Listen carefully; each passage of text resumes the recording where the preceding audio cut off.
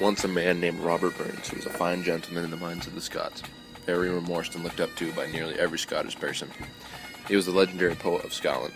Due to the extremely large industry of granite in Barrie, Vermont, many Scots immigrated to these lands in search of work in this field.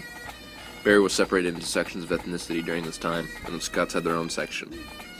To commemorate the beauty of Robert's poems and his amazing iconic life, they had a statue of him carved out of Barrie granite to be erected on the 100th anniversary of his death.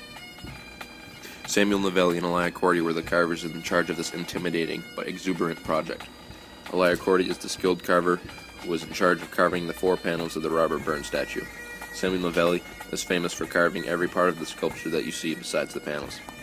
Elijah Cordy was one of the many Italian stonecutters who had learned their trade as a young apprentice in Italy. He started off creating statues from Italian marble. When he became skilled enough, he quit his job and started his own firm. Elijah soon became well known in the Italian community. There are 4 panels around the base of the statue. The panels are derived from poems written by Robert. The panels on the front is of a family listening attentively to the father reading a book after dinner. The panel on the right is of Tam O'Shanter riding his horse, trying to escape some witches in the satanic majesty. The panel on the left is of Burns himself plowing his fields. He plows up a daisy, picks it up, and examines it. The panel on the back is of Burns' cottage with which he lived in. The Robert Burns Memorial. That is the statue of Robert Burns. This first panel here, the front panel, is of a father and his children. This is the panel of Burns plowing up a field and picking up a daisy. This is the panel of Burns' cottage.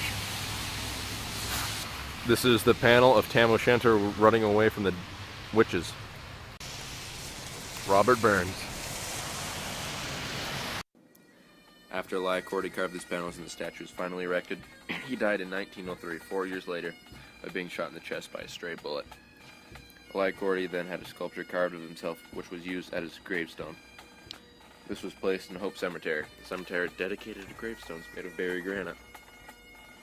The Robert Burns statue was erected on a hill overlooking the town green, just off Main Street, next to what was then Spalding High School.